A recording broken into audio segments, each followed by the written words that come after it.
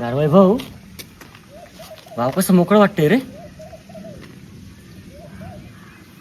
कुठे गेली सगळी लोक? कळत नाही.